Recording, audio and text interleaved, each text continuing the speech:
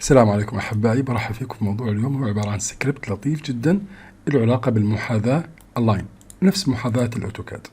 بداية لازم أفعل السناب عشان يأخذ معاي، وحختار نقطتين المصدر ونقطتين الهدف، فبركب بنفس المكان بنفس اتجاه الدوران ويأخذ الحجم الجديد. رايت كليك واختار سناب بيفوت واختار روتيت سكيل روتيت ريفرنس. حدد النقطة الأولى، النقطة الثانية، النقطة الأولى، النقطة الثانية، فباخذ بالضبط نفس المكان. لو حتى القطعة عندي كبيرة ممكن كمان أصغرها بنفس الطريقة السابقة. بداية أختار الأوبجكت اللي حاعمل له دوران ومحاذاة، رايت كليك واختار سناب بيفوت روتيت سكيل ريفرنس. اختار النقطة الأولى، النقطة الثانية، الهدف الآن النقطة الأولى، النقطة الثانية، فباخذ نفس حجمه ونفس اتجاهه بالضبط. لو فكرت اني اركب القطعة اللي هون على القطعة اللي هون نفس الطريقة السابقة، ولكن حابب انها تكون بالضبط بالميدل بالمنتصف، فحختار سيلكت على القطعة بداية، رايت كليك واختار بيفوت. الآن بدي اياها تكون جاست ريفرنس، يعني ما بدي اياها تكون سكيل ريفرنس بس للروتيشن. فبختار النقطة الأولى اللي هي الميدل، وانا مفعل الميدل عن طريق السناب. لو اعطيته رايت كليك بلاحظ اني مفعل الميد بوينت سناب. النقطة الأولى، النقطة الثانية، والنقطة الأولى والثانية، فطلع عندي بهالشكل. ولو فكرنا أحبائي ننتقل لبرنامج الأوتوكاد حنلاحظ نفس الأمر موجود بالضبط. الألاين هو عبارة عن إني أختار أوبجكت يتماشى مع إليفيشن معين أو روتيشن معين. الأمر اسمه AL داخل برنامج الأوتوكاد. هختار النقطة الأولى واختار الهدف الأول، المنطقة اللي هون، النقطة الثانية واختار الهدف الثاني. نعطي انتر. الآن بيسألني المنطقة اللي هون أصغر من المنطقة اللي هون، أكبر لك إياه بناء على المنطقة الجديدة، بعطي يس مثلا، فبتركب معي بنفس الحجم الجديد. ما يتعلق في القطعة يتعلق في أي موديل موجود داخل أوتوكاد. اختار AL again، اختار من النقطة اللي هون مثلا للنقطة اللي هون، ولاحظوا كيف النقطة اللي هون للنقطة اللي هون. الآن لما اختار النقطة الثانية حلاحظ إنه المسافة كثير كبيرة. اوكي انتر، بحكي لي اعمل لك سكيل له، بقول له لا ما تعمل لي سكيل له، بس حط لي اياه في المنطقه اللي هون بالضبط. فحط لي اياه بنفس المكان بالضبط. ما ينطبق على الاوتوكاد، ينطبق على الماكس، وهذا السكريبت جدا مفيد. سكريبت اخر مضاف لهذا السكريبت اللي هو عباره عن، لو اخترت ريكتانجل بهالشكل وحولته كونفيرت تو اس بي لاين، هعمل رايت كليك واعمل ريفاين عشان اضيف نقطه مثلا في المنطقه اللي هون بدون سناب، اس عشان الغي السناب، المنطقه اللي هون والمنطقه اللي هون، سيجمنتس عشان الغي المنطقه اللي هون.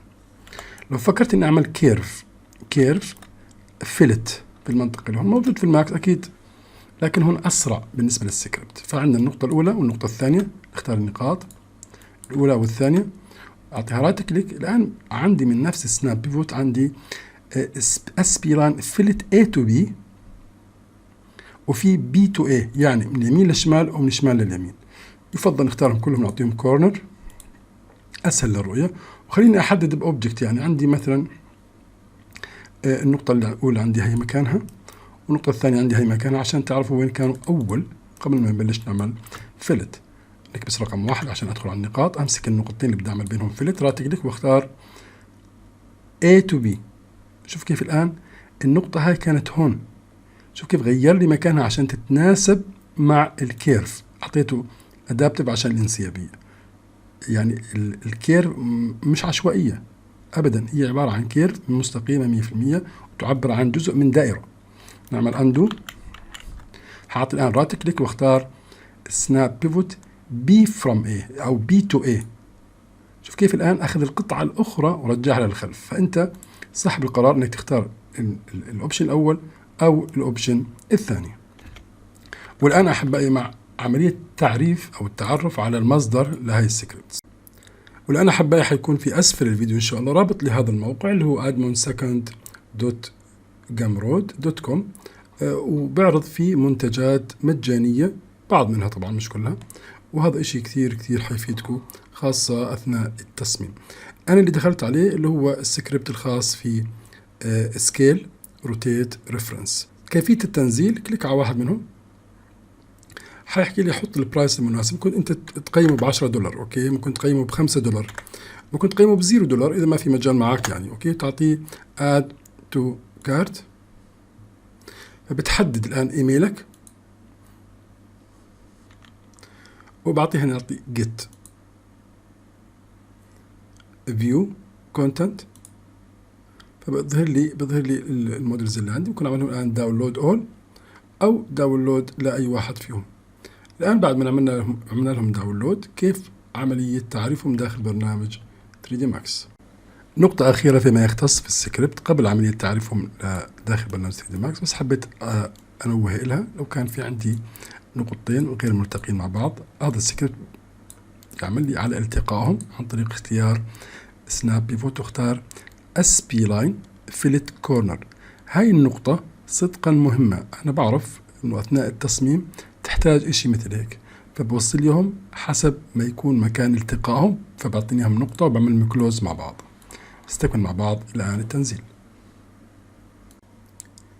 من قائمة سكريبتنج حختار رن سكريبت، هذا اللي مرة واحدة فقط، وحذهب إلى أنا نزلت 4 يعني سكريبتس. حختار الأول دبل كليك، سكريبت رن، اختار الثاني سكريبت رن، واختار الثالث، واخر واحد ران سكريبت الرابع.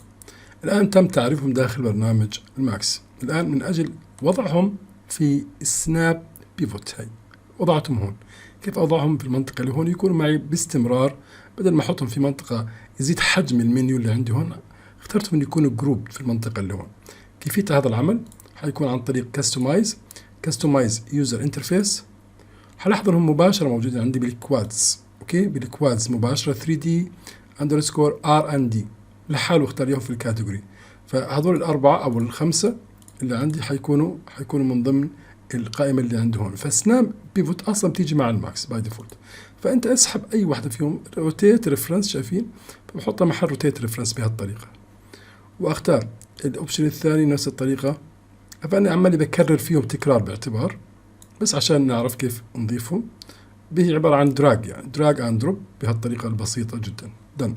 يعني يفضل انك تسيف هذا الشيء عن طريق سيف، وتسيفه بدل الديفولت يو اي. انا ما بدي اسيفه لاني كررتهم، فحتعمل انت سيف. انا عملته كانسل. بالطريقة هاي حيكون دائما وابدا معك في رايت كليك.